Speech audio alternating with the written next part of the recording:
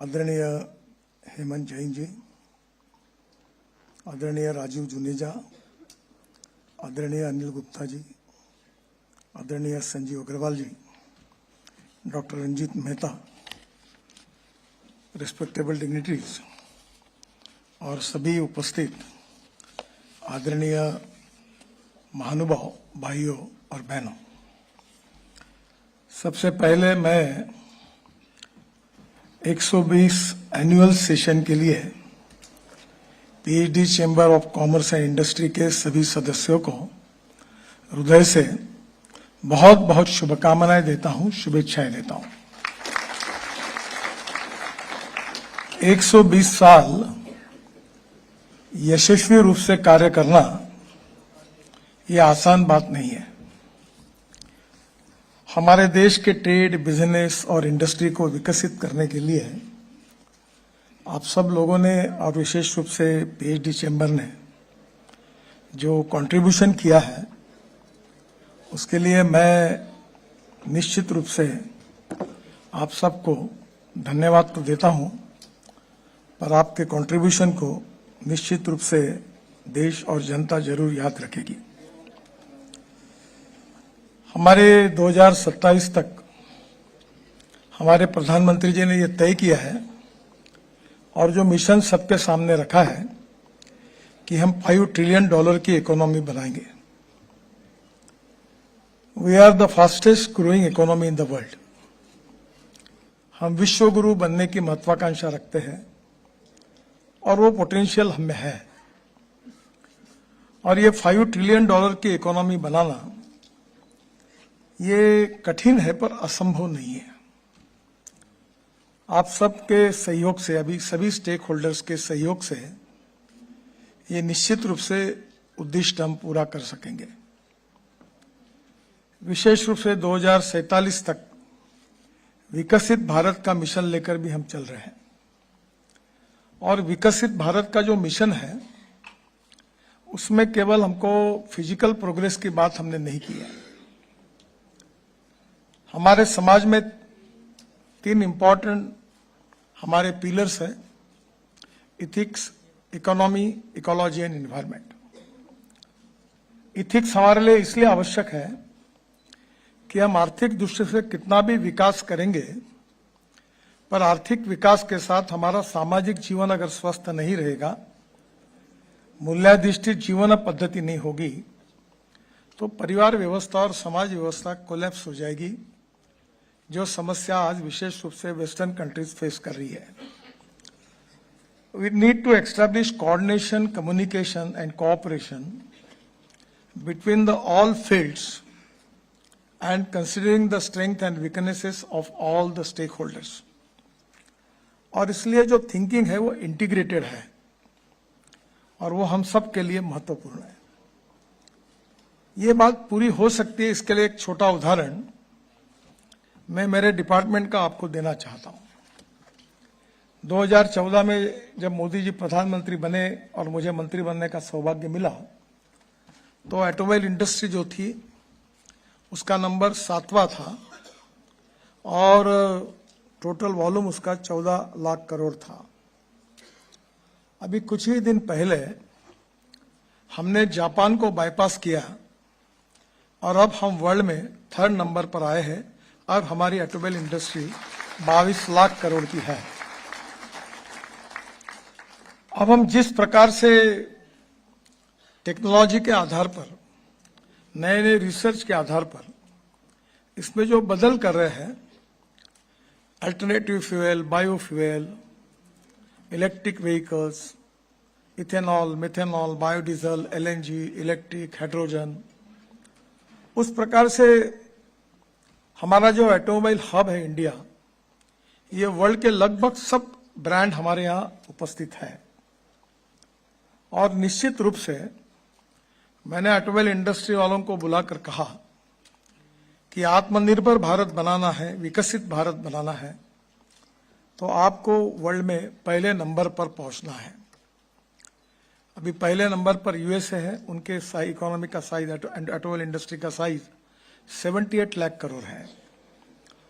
दूसरे नंबर पर चीन है उनका साइज 49 लाख करोड़ है और इंडिया 22 लाख करोड़ है। पर जिस प्रकार से हम लोग इतने बड़े प्रमाण पर नए नए रिसर्च लेकर आ रहे हैं, इनोवेशंस लेकर आ रहे हैं, तो मेरा विश्वास है कि हमारी ऑटोमोबाइल इंडस्ट्री हम 5 साल में वर्ल्ड में पहले नंबर पर पहुंचेंगे, ये मेरा विश्वास है। हमारी जो टू व्हीलर इंडस्ट्री है, हीरो, होंडा, टीवीएस और बजाज, वो 50% प्रोडक्शन उनका एक्सपोर्ट कर रहे हैं। अभी ट्रैक्टर वाले, agriculture equipment and construction equipment वाले दोनों की मैंने मीटिंग बुलाई थी और मैंने एग्रीकल्चर इक्विपमेंट वालों को यह कहा कि futuristic vision for development is very important. वो कॉस्ट इफेक्टिव होनी चाहिए, इंपोर्ट सब्स्टिट्यूट होनी चाहिए और इकोलॉजी एंड एनवायरनमेंट को प्रोटेक्ट करने वाली चाहिए और इंडिजिनियस चाहिए। अभी हमारे यहाँ डीजल और पेट्रोल और गैस का हम उपयोग करते जो 22 लाख करोड़ रुपए का हमारा इंपोर्ट है। अगर 22 लाख करोड़ रुपए में से 15 लाख करोड़ भी अगर बचाते हैं और वो अगर इंडियन इकोनॉमी में जाएंगे तो कितनी ग्रोथ बढ़ेगी, कितनी परचेसिंग पावर बढ़ेगी, कितनी एम्प्लॉयमेंट बढ़ेगी, आप सोच सकते हैं। केवल हमने एक निर्णय किया था कि हम लोग इथेनॉल कॉर्न से बनाने की अनुमति देंगे। तब कॉर्न की मार्केट प्राइस 1200 रुपए क्विंटल थी और एमएसपी 1800 रुपए क्विंटल थी। पर जैसे हमने सरकार ने ये मानने की और घोषणा हुई तो कॉर्न की प्राइस 2800 रुपए क्विंटल हुई। और आज स्थिति ऐसी है कि पिछले साल में यूपी और बिहार में कॉर्न इतने बड़े प्रमाण पर कॉर्न से किसानों का फायदा हुआ कि 45,000 करोड़ रुपए एडिशनल उत्तर प्रदेश और बिहार के किसानों के जेब में गए क्योंकि कॉर्न की प्राइस बढ़ी। अब ये 45,000 करोड़ कोई सेफ डिपॉजिट वॉल्ट में थोड़ी जाते हैं, ये किसानों के जेब में जाएंगे तो वो खर्चा करेंगे, कपड़ा लेंगे, घर बनाएंगे, कहीं यात्रा पे जाएंगे, तो ये पैसे से इकोनॉमी मल्टीप्लाई होती है। और इसलिए मुझे बताते हुए खुशी हो रही है कि हमें हर समय ये सोचना होगा कि हम किस प्रकार से इंपोर्ट को कम करके ग्रोथ को बढ़ाकर, पर कैपिटा इनकम और जीडीपी ग्रोथ बढ़ाकर, विशेष रूप से हमारे यहाँ जो सामाजिक, आर्थिक, शैक्षणिक दृष्टि से जो पिछड़े हुए लोग हैं उनकी वेल्थ क्रिएट करने के लिए हम कैसे मददगार हो सकते हैं, इसका ये उदाहरण है। कल मैं पानीपत में गया था और मैंने एक लॉन्च किया, ये जो इलेक्ट्रिक का चार्जिंग होता है उसकी स्वैपिंग, बैटरी स्वैपिंग, और ट्रक 50 से 60 टन का था। वो बख्शी एंड कंपनी करके जानते होंगे आप, मुंबई में हमारे यहाँ पोर्ट में काम करते हैं, उनका वो पानीपत में उनका कंटेनर डिपो है। तो 5-6 हजार कंटेनर बड़े प्रमाण पर वो पोर्ट से लाते जाते हैं। तो रेणुका शुगर वाले थे, उन्होंने ये काम शुरू किया दोनों ने मिलकर, और उनको शुभकामनाएं देने के लिए मैं भी वहां गया था, कुमार स्वामी भी थे। अब वो ट्रक का इकोनॉमिक्स देखो, हम 1 लीटर डीजल के लिए हमको 115 रुपए लगते हैं और 1 लीटर में उतना ही एवरेज मिलाने के लिए हमको इलेक्ट्रिसिटी 12 रुपए की लगती है। अब ये जो 350 ट्रक उन्होंने कल शुरू किए, तो वो ट्रक खड़ा होता है और एक 20 सेकंड में वो बैटरी एक निकाल देता है और दूसरी रख देता है और फिर 140 किलोमीटर वो ट्रक चलता है। तो मुंबई जेएनपीटी, कांडला, मुद्रा पोर्ट से दिल्ली तक वो 200-150 किलोमीटर पर वो बैटरी का चार्जिंग स्वैपिंग के सेंटर्स होंगे और ये 350 ट्रक फर्स्ट फेज में शुरू हो रहे हैं। तो आप ये विचार करिए कि डीजल के 120 रुपए के बजाय काम अगर 12 रुपए में होता है तो लॉजिस्टिक कॉस्ट कितनी कम होगी, आप सोचो। अभी बीच में आईआईएम बेंगलोर और कानपुर आईआईटी और चेन्नई आईआईटी ने एक अध्ययन किया और उन्होंने ये कहा कि अच्छे रोड बनने के कारण जो हमारी लॉजिस्टिक कॉस्ट है वो 5% से 6% कम हुई है। अब उन्होंने कहा कि एवरेज लॉजिस्टिक कॉस्ट में 6% कमी आई है। जो कच्चा माल हम कारखाने तक जाते हो लॉजिस्टिक कॉस्ट में 3%, कारखाने से ग्राहक तक लॉजिस्टिक कॉस्ट में 1.33% में कमी आई है। अब हमारी अड़चन यह है कि हमारे देश में लॉजिस्टिक कॉस्ट 16% है और चाइना में 8% है। यूरोपियन कंट्री और अमेरिका में लॉजिस्टिक कॉस्ट 12% है और इसलिए हम एक्सपोर्ट मार्केट में हम कॉम्पिटेंट जो कंपटीशन है उसमें लॉजिस्टिक के कॉस्ट के कारण हमें कॉम्पीट करना भी कठिनाई आती है। अब ये 6% कम हुई यानी 16 से 10% पे आई। जो हमने रोड बनाया है अभी तो काम शुरू है। अभी जो आपने देखा वो छोटा सा आइसबर्ग का छोटा सा ऊपर दिख रहा है, उतना ही है। असली फिल्म शुरू होना बाकी है। तो अभी जो रोड अभी बनेंगे, दिल्ली मुंबई पूरा होगा, दिल्ली देहरादून पूरा होगा 2 घंटे में, दिल्ली देहरादून 12 घंटे में, दिल्ली 2 घंटे में, जयपुर 4 घंटे में, अमृतसर 6 घंटे में, कटरा 8 घंटे में, श्रीनगर और बेंगलोर से चेन्नई भी 2 घंटे में हो जाएगा। अब ये मेरठ से दिल्ली 4 घंटे था, वो 45 मिनट में आया। तो रोड में अच्छे बनेंगे और फ्यूल में बदल जाएगा तो लॉजिस्टिक कॉस्ट काफी कम हो जाएगी। मैं आज इस मंच पर आपको एश्योर करता हूं कि इस साल दिसंबर समाप्त होने के पहले इस देश की लॉजिस्टिक कॉस्ट सिंगल डिजिट पे आएगी, 9% पे आएगी। अब आप लोग बिजनेस करते हैं, आप माल इधर से उधर भेजते हैं। आप ये बताइए कि अगर ये 6% कम हो जाएगी, 7% कम हो जाएगी तो उसका कितना बड़ा इंपैक्ट है। आपका प्रॉफिट 8-10% का होता है, कभी तो 5% होता है, तो एक बहुत बड़ा इंपैक्ट है। और इसके साथ साथ मुझे खुशी है कि एक्सपोर्ट बढ़ेगा और इसलिए एक तरफ फ्यूल में भी ट्रांसफॉर्मेशन आ रहा है और दूसरी तरफ हमारी टेक्नोलॉजी में, ऑटोमोबाइल इंडस्ट्री के टेक्नोलॉजी में बदलाव आ रहा है और अच्छे रोड भी बन रहे हैं। 2 बातें मैं अक्सर बहुत याद करके सबके सामने रखता हूं और मुझे लगता है कि यही सबसे important heart of the subject यही है। वो ये है कि innovation, entrepreneurship, science, technology, research, skill and successful practices, we name it as knowledge, and conversion of knowledge into wealth is the future. आपके बिजनेस में आप जितनी अच्छी टेक्नोलॉजी यूज करेंगे उतना आपका फायदा बढ़ेगा, क्वालिटी बढ़ेगी, प्रॉफिट बढ़ेगा। और दूसरी इंपॉर्टेंट चीज है कि no material is waste and no person is waste. It is depending upon the appropriate technology, appropriate vision of the leadership that you can convert waste into wealth. अभी मैंने मथुरा में एक हाइब्रिड एन्युटी में, मथुरा के 90 ml search पर एक hybrid annuity में project किया था और वो केवल 40% प्राइस में पूरा हुआ। त्रिवेणी इंजीनियरिंग ने लिया। इंडियन ऑयल वो पानी खरीदती है, 20 करोड़ साल के देते, वो 25 करोड़ यूपी सरकार को देते थे, उनका 5 करोड़ का फायदा हुआ और आज प्रोजेक्ट सक्सेसफुली इंप्लीमेंट हुआ। और अभी हमने ये तय किया है कि 2027 समाप्त होने के पहले हम देश में जितनी कचरा पड़ा हुआ है, ये लीगेसी सॉलिड वेस्ट है, इसको पूरा निकालकर हम रोड कंस्ट्रक्शन में यूज करके इसको हम समाप्त करेंगे, स्वच्छ भारत का निर्माण करेंगे। दिल्ली में तो कचरे के 4 माउंटेन बने हुए, अच्छा नहीं लगता। और अभी हमने एक माउंटेन की कल में जब जा रहा था 7 मीटर हाइट कम की।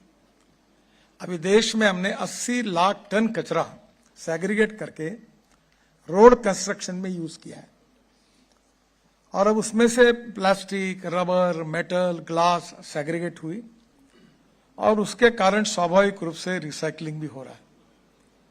तो मेरा कहना यही है कि अप्रोप्रिएट टेक्नोलॉजी अगर होगी और futuristic vision for development with the futuristic technology, तो स्काई इज द लिमिट।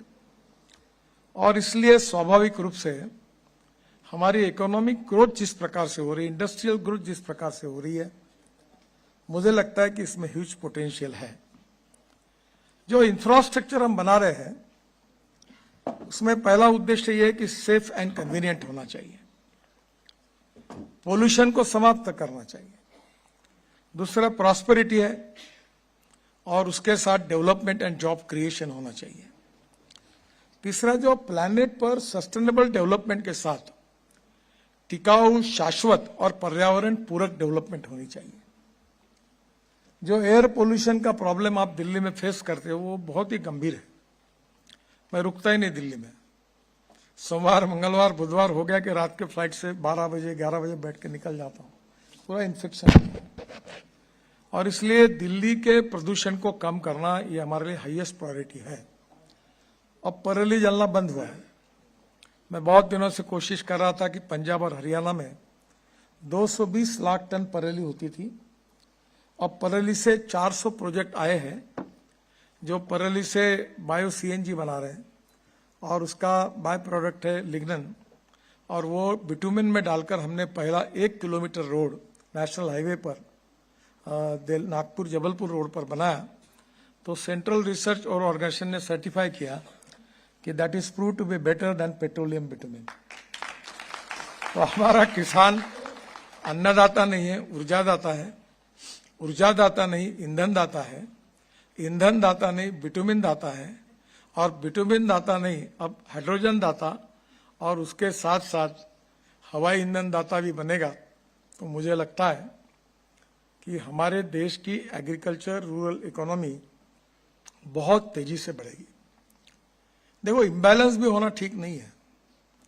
मेरे मन में कभी कभी आता है सब बात, आप नाराज मत हुइए। मैं गांव से हूं, पर खेती मेरा व्यवसाय था, मेरे घर का। और मैं वैसे कोई होशियार विद्यार्थी नहीं था, पीएचडी वाला नहीं था, पर योगायोग से मुझे 13 डिलिट्स मिली है, डॉक्टरेट। उसमें से 7 डॉक्टरेट मेरी एग्रीकल्चर साइंस में है। तो ये जो दिल्ली, मुंबई, कलकत्ता, चेन्नई की आपकी दुनिया है, ये बड़ी अर्बन सेंट्रिक है। गांव, गरीब, मजदूर, किसान का उतना विचार नहीं होता। गांव समृद्ध संपन्न नहीं बनेंगे, गरीब, मजदूर, किसान का कल्याण नहीं होगा तो आत्मनिर्भर भारत कैसे बनेगा। और इसलिए diversification of agriculture towards energy and power sector, इस पर मैं अनेक दिनों से काम कर रहा हूं। और ये अगर हो जाएगा तो कोई आएगा नहीं दिल्ली। ये दिल्ली, मुंबई, कलकत्ता, चेन्नई, बेंगलोर की पॉपुलेशन बढ़ती जा रही है, झुकी झोपड़ियां बढ़ती जा रही है, इलीगल लेआउट्स बढ़ते जा रही है। क्यों बढ़ रहे हैं? ये कि खुशी से नहीं आते, मजबूरी से आते, क्योंकि गांव में रोजगार नहीं है। हमारे एग्रीकल्चर जीडीपी ग्रोथ में एग्रीकल्चर अलाइड सेक्टर का कंट्रीब्यूशन 14% है, 22% मैन्युफैक्चरिंग सेक्टर का है और 52 से 54% सर्विस सेक्टर का है। और इसलिए मैं आपके चेंबर को गंभीरता से अनुरोध करूंगा कि ग्रोथ बढ़नी चाहिए, पर एग्रीकल्चर एंड अलाइड सेक्टर की ग्रोथ बढ़ाने के लिए अलग से विचार करिए।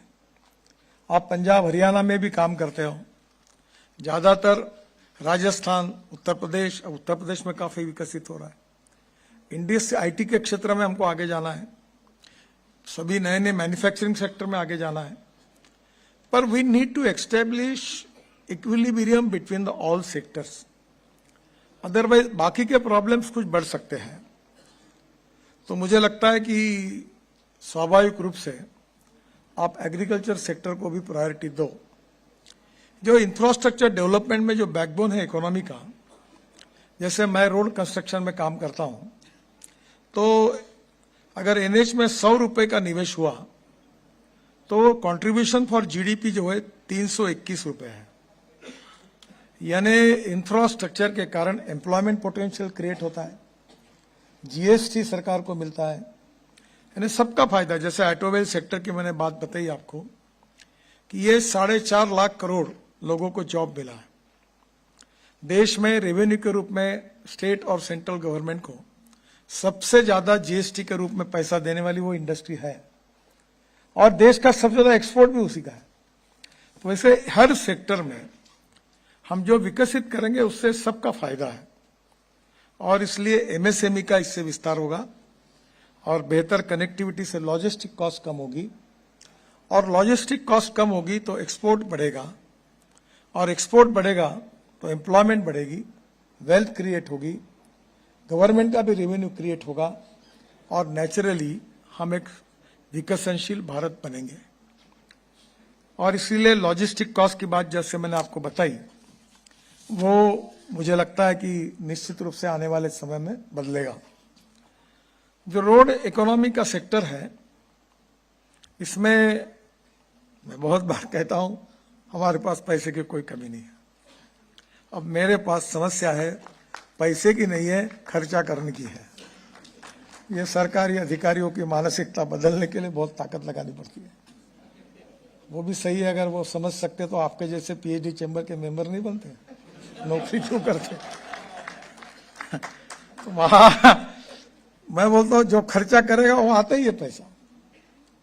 तो पहली बात तो हमारा 2,85,000 करोड़ का बजट है, और कैपिटल मार्केट में हमारा इतना अच्छा गुडविल है कि अब मैं आपको कहूंगा कि इनविट और टीओटी 2 मॉडल हम ला रहे हैं। हाइब्रिड एनओटी और बीओटी में हमने रोड बनाया, तो इनविट में और टीओटी में आप आइए। अभी पहला इनविट हमने मुंबई स्टॉक एक्सचेंज में जब लॉन्च किया तो 7 दिन का टाइम दिया था, और मैं 7 दिन के बाद मुंबई स्टॉक एक्सचेंज में जाकर वो घंटी बजाकर बॉन्ड इश्यू को खत्म करने वाला था। पर चमत्कार हुआ, जैसे बॉन्ड इश्यू लॉन्च हुआ इनविट मॉडल का, तो 7 दिन के बजाय पहले 7 घंटे में 7 टाइम्स ओवर सब्सक्राइब हुआ। तो दूसरे दिन मुझे दौड़कर आना पड़ा मुंबई, और बेल बजाकर बंद करना पड़ा। तो पैसे की कोई कमी नहीं। मैं आज भी अगर चाहूं और मॉनिटाइज करूं प्रोजेक्ट को, तो 15 लाख करोड़ मेरे जेब में बैठे हैं, पर मैं करूं क्या? पैसे मॉनिटाइज करके जब बजट ही खर्चा नहीं हो रहा, तो मैं पैसे खड़े करके क्या बैंक में डिपॉजिट करूं? और इसलिए अब मैंने तय किया कि अब रोड गरीब लोगों के पैसे से बनाऊंगा। तो हमारे इनविट मॉडल में हमने 50% पब्लिक के लिए रिजर्व रखा है, और जो भी इन्वेस्ट करेंगे उनको 8.05 इंटरेस्ट ईयरली हम देंगे, और मंथली उनके अकाउंट में जमा करेंगे। और इनविट बॉन्ड का हमारा जो पहला बॉन्ड हुआ, उसका 100 रुपए की कीमत आज 140 रुपए हो गई। यानी इसकी भी कीमत बढ़ेगी, और इंटरेस्ट तो रिटर्न अंदाज से 17-18% तक जाएगा। तो मैंने कहा अभी सफाई कामगार, पियून, चपरासी, कांस्टेबल, छोटे लोगों को धनवान बनाओ। अब धनवान लोगों को धनवान बनाने के बजाय छोटे लोगों को धनवान बनाएंगे तो इकोनॉमी स्ट्रांग होगी। उनको भी तो कभी नसीब में आपका मेंबर बनाने का सौभाग्य मिलेगा। तो मुझे लगता है कि वेल्थ का विकेंद्रीकरण होना चाहिए, और वेल्थ का विकेंद्रीकरण और डिवीजन ऑफ पावर होना चाहिए। जब टीम वर्क अच्छा होता है और वेल्थ का विकेंद्रीकरण होता है और पावर का डिसेंट्रलाइजेशन होता है, तो सक्सेस स्टोरी बनती है। हमारे यहाँ कभी कभी मैं पॉलिटिकल पार्टी का अध्यक्ष भी रहा हूं, तो कुछ लोग ऐसे कहते थे कि सब मैं देख लूंगा, सब मैं देख लूंगा, मैं कर लूंगा। वो कभी सक्सेस नहीं होता। मैनेजमेंट का पहला प्रिंसिपल है कि टीम अच्छी चाहिए।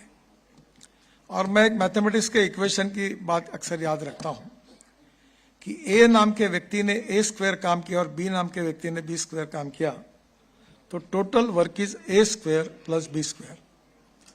But when A and B comes together, thinks together and works together, A plus B bracket में स्क्वायर, इसका जवाब आता है A square plus B square plus twice A B, and twice A B is a result of collective team spirit. तो ये business के लिए भी आवश्यक है। मुझे एक बार बीबीसी में मैं गया था, मुझे उन्होंने पूछा आप कैसे कर, कहा क्या सोचते हो, आप इतना काम कर रहे तो आप बहुत सोचते होंगे, बहुत पढ़ते होंगे, तो क्या सोचते हो रोज? मैं बोला कसम खा के सच बताता हूँ, रोज मैं एक ही बात सोचता हूँ कि रात को क्या खाना खाना है और सुबह ब्रेकफास्ट में क्या होना है। तीसरा विषय मेरे एजेंडा पे नहीं है। पर आजकल मैं जरा, पहले बहुत वजन था मेरा 135 किलो, अब मैं जरा थोड़ा सा कंट्रोल करके कम खाता हूं, पर नियत कम नहीं। तो तो फिर उन्होंने पूछा तो मैंने कहा कि मैं सिंपल बात करता हूं कि division of work, distribution of power. हर व्यक्ति को काम, हर काम को योग्य व्यक्ति, उचित व्यक्ति को उचित काम। तो बोले आप ये कहाँ पढ़े? तो बोले आरएसएस और विद्यार्थी परिषद में पढ़ा। तो फिर मुझे लगा कि मैंने किताब लिखनी चाहिए। तो मैंने उस समय जिन जिन लोगों के साथ मैं काम करता था, बाला साहब देवरस थे, बाबूराव देवरस थे, यशवंतराव केईकर थे, दत्तोपंत ठिंगड़ी थे। तो फिर मैंने सोचा कि उनके अनुभव पर मैं लिखूं। तो मैंने मराठी में एक किताब लिखी कि मानवीय प्रबंधन एक स्वयंसेवक के नजरों से, मराठी में। और मुझे लगा नहीं कि वो इतना कुछ होगा। तो राजहंस प्रकाशन करके पूना में बहुत बड़ा पब्लिकेशन हाउस है, उनने प्रकाशित किया। तो मराठी साहित्य में पहली बार ऐसा हुआ कि 20 दिन में 3 आवृत्तियां निकली। अब उसकी 22 भाषा में निकल रही है। तो मैनेजमेंट का किताब करके बच्चे और लोग विशेष रूप से उसका यूज कर रहे हैं। और ये human relationship is the biggest strength of politics and business. Respect should not be demanded, it should be commanded. अहंकार नहीं होना चाहिए। अहंकार और आत्मविश्वास 2 शब्दों में अंतर है। आत्मविश्वास होना चाहिए पर अहंकार नहीं होना चाहिए। और इसलिए आने वाले समय में बिजनेस में भी बहुत सीखने लायक है। मैं मुंबई में था काफी दिनों तक। रतन टाटा, इससे तो मेरे बहुत बड़े, तो मेरे अच्छे मित्र थे और मेरे उनके बहुत नजदीक संबंध थे। मैंने उनकी नम्रता, शालीनता, सहजता, सहृदयता नजदीक से देखी। एक बार मैं उनको फ्लाईओवर के उद्घाटन के लिए लेके गया था। तो गाड़ी में बैठने के पहले मैंने कहा आप ड्राइवर के अपोजिट साइड बैठिए। नहीं। फिर हवाई जहाज में उठे तो मेरे हमारे पीछे रहते सरकार में बैग उठाने के लोग। तो मैंने कहा टाटा साहब वो बैग उसके हाथ में दे दो। नहीं Nitin, I will take my own bag, मैं अपना पकड़ूंगा। उनके व्यवहार में, उनके बातचीत में कोई अहंकार नहीं था। वेल्थ भी मिलनी चाहिए और नम्रता भी होनी चाहिए। जितना धनवान आदमी है, जितना ज्ञानी है, उतना नीचे झुकेगा, उतना उसकी कीमत बढ़ती है। और इसलिए मैनेजमेंट जो है ये भी एक साइंस है। वो आपका काम है, मेरे जैसा काम नहीं, मैं तो राजनीति में हूं। पर effective business management is also need of the our.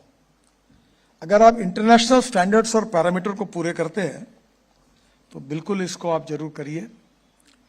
ज्यादा समय नहीं है, पर मैं आपको इतना ही बताऊंगा कि 10,000 करोड़ के, करीब 6 लाख करोड़ के 25 ग्रीन फील्ड हाईवे बना रहे हैं। जैसे कश्मीर से कन्याकुमारी तक। अभी आप मनाली जाओगे तो रोहतांग पास जाने के लिए 3.5 घंटे लगते थे, अब 8 मिनट में टनल से निकल जाते हैं। वहां से लद्दाख लेह तक हम 8 टनल बना रहे हैं। लद्दाख लेह के बाद झुजिला टनल है जो आसिया की सबसे बड़ी है, 11.6 किलोमीटर, 75-80% काम पूरा हुआ। फिर झेड़मोर टनल जिसको सोनबर्ग कहते हैं वो पूरी हो गई, प्रधानमंत्री ने उद्घाटन किया। फिर श्रीनगर आते हैं, श्रीनगर और जम्मू के बीच में हम 36 टनल बना रहे हैं, उसमें से 24 बन गई। फिर कटरा के पहले दिल्ली कटरा हाईवे, उसमें से अमृतसर और दिल्ली आएंगे हम लोग। और फिर दिल्ली मुंबई हाईवे को लिंक होकर हम सूरत तक जाएंगे। और सूरत से हम अगर कहीं उत्तर भारत से दक्षिण भारत जाना होगा तो हमें मुंबई पूना जाना पड़ता था, कोल्हापुर सोलापुर जाना पड़ता था। अब वो जरूरत नहीं, आप डायरेक्ट सूरत से नासिक, नासिक से अहमदनगर, अहमदनगर से सोलापुर, सोलापुर से कर्नूल, कर्नूल से हैदराबाद, बेंगलोर, चेन्नई, कोचीन, त्रिवेंद्रम और कन्याकुमारी। तो आप ये distance between Delhi to Chennai ये 320 किलोमीटर कम हुआ। तो आप समझिए कि लॉजिस्टिक कॉस्ट कितनी कम है, समय भी कम हुआ। तो ऐसे हम लोग ग्रीन हाईवे बहुत बना रहे, 25 बना रहे हैं। सब 200 माइनर पोर्ट, मेजर पोर्ट को जोड़ रहे हैं। धार्मिक पर्यटन में बहुत अच्छा काम हुआ, जिस कारण वर्ल्ड के टूरिस्ट आ रहे हैं। हमने बुद्धिस्ट टूरिस्ट बनाया, 22,000 करोड़ का बुद्ध सर्किट बनाया, जहां भगवान गौतम बुद्ध का जन्म हुआ, जहां उनको दीक्षा मिली सब। और वहां वर्ल्ड से अब टूरिस्ट आना शुरू हुआ है। और आपको ताजुब होगा, 22,000 करोड़ का हमने ये बुद्धिस्ट सर्किट पूरा किया है। फिर अयोध्या का सर्किट पूरा किया, फिर बद्रीनाथ, केदारनाथ, गंगोत्री, यमुनोत्री लगभग 90% पूरा हुआ। अभी केदारनाथ में हमने रोपवे बना रहे हैं। आपको ताजुब होगा कि रोपवे 5,000 करोड़ की है। अब हमने प्राइवेट को रोपवे करने के लिए जिसको दिया है वो पूरा 5,000 करोड़ खुद का डालेगा और हमको 800 करोड़ रुपए साल के रॉयल्टी के रूप में देगा। यानी रोपवे बनाकर हम पैसे कमा रहे हैं। तो अभी गोविंद घाट, हेमकुंड, बाकी 260 रोपवे पे काम कर रहे हैं। हम सफर रोड साइड एमिनिटीज 670 बना रहे हैं। कुछ दिक्कतें आती है उसमें, पर वो अच्छी बनाने के लिए हमने शुरू किया है। लोगों को टोल के बारे में बहुत तकरार थी, अब हमने 3,000 रुपये का पास निकाल दिया है कि 200 जगह फ्री।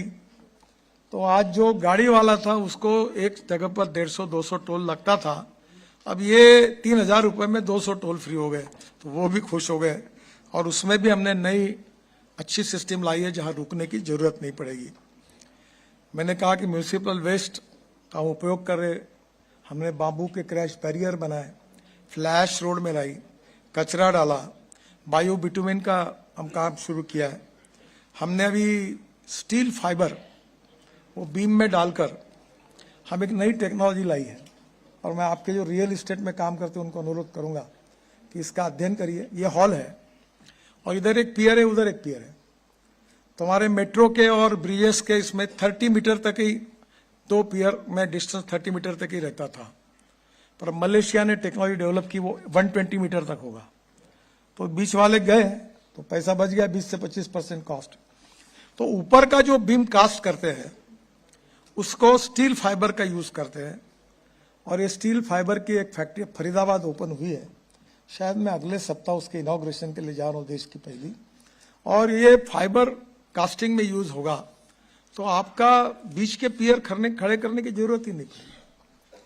तो ये टेक्नोलॉजी का जो उपयोग है वो बहुत इंपॉर्टेंट है, और मुझे लगता है कि ये हमने अभी आयरन स्लैग जो होता है वो यूज किया, जो वेस्ट मटेरियल है उसको यूज कर रहे हैं। और मेरा सपना है कि रोड फैक्ट्री में तैयार हो, प्री कास्ट। ये बहुत गंदा काम करते कॉन्ट्रैक्टर, तो मैंने बता दिया उनको, जेल में डाल दूंगा आपको। तो अभी वो जो प्री कास्ट की पूरी स्लैब फैक्ट्री में बनेगी और हम असेंबल करेंगे। अब हमने बाजू की ड्रेनेज सिस्टम वगैरह सब मैंडेटरी कर दी प्री कास्ट में। तो सिविल कंस्ट्रक्शन में भी काफी चेंज हुए हैं, और मुझे लगता है कि इसका फायदा देश को निश्चित रूप से होगा। Now India is the 4th largest economy and fastest growing economy. पिछले 10 साल में जीडीपी 3 गुना बढ़ा है।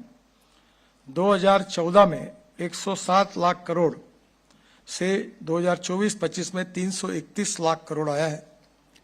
ईज ऑफ डूइंग बिजनेस में काफी बदलाव हुआ है, जीएसटी रिफॉर्म हुए हैं, सिंगल विंडो क्लियरेंसेस है। जैसे प्राइवेट पार्टिसिपेशन में तो बीओटी का जन्मदाता होने का सौभाग्य मुझे मिला, पीपीपी मॉडल का। जब मैं महाराष्ट्र में मंत्री था तो मुंबई पुणे हाईवे, 55 फ्लाईओवर, नासिक मुंबई, ये सब रोड पहली बार बने थे। अब वो लोग बहुत रिस्पांस दे रहे हैं। डिजिटल लीडरशिप में भी हमने काफी अच्छा किया है। 46% global real time transaction India में हो रहे हैं। स्टार्टअप पावर में 100+ यूनिकॉर्न्स, टर्नओवर 8,500 करोड़ शुरू हुए। एक्सपोर्ट 10 साल में हमारा 76% ग्रोथ हुआ है। पर मैं इसमें समाधानी नहीं हूं, हमको और बढ़ना होगा। पिछले 10 साल में 670 बिलियन, 60 लाख करोड़ से अधिक एफडीआई आया है। ग्लोबल सप्लाई चेन इंडिया एक ट्रस्टेड पार्टनर है, और हमारा लक्ष्य है make in India and make for the world. Global standards को अपनाना है। 101% good quality is very important, और इसके लिए मेक इन इंडिया के साथ मेक फॉर द वर्ल्ड, इसके लिए quality is very important. Global standards अपनाना है, लोकल स्ट्रेंथ को बढ़ाना है, और वैल्यू चेन को इफेक्टिव बनाना है। जैसे मैंने कल पानीपत वाली बात बताई, ऐसी बातों में आप बिल्कुल जरूर इंटरेस्ट लीजिए।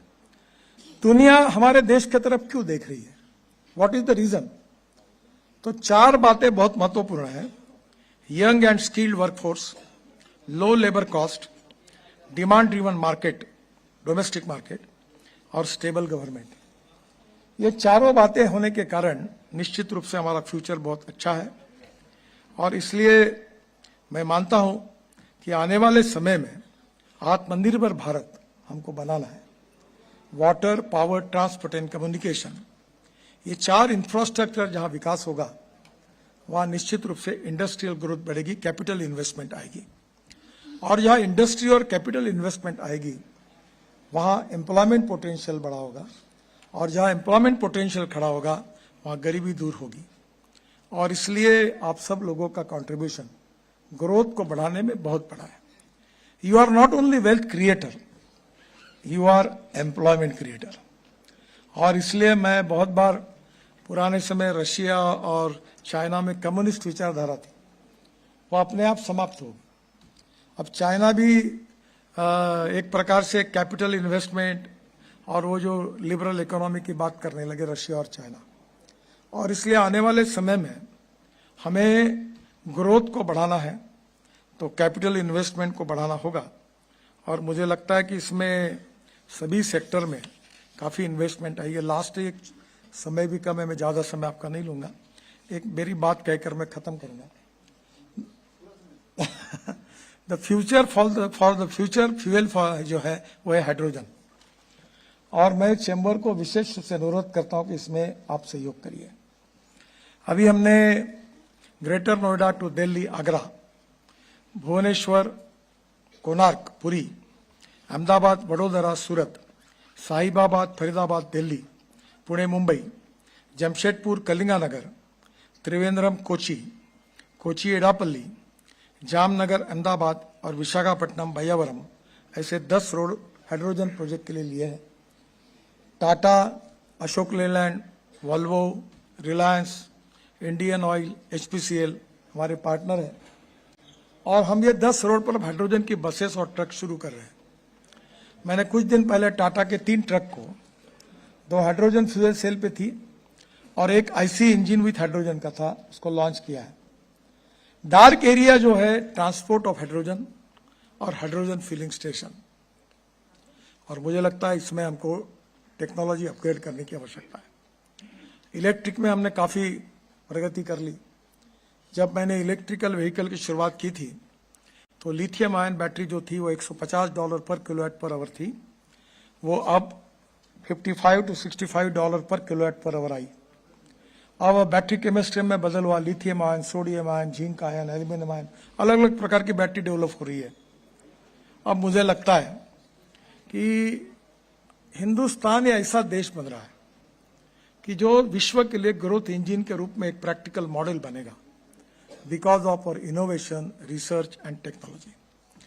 आप कहीं भी देखिए, वर्ल्ड का जो देश सबसे पहले नंबर पर है, उसका कारण अगर कोई है तो उस देश की टेक्नोलॉजी, उस देश का रिसर्च, उस देश का innovation, futuristic planning, futuristic development और फ्यूचरिस्टिक टेक्नोलॉजी।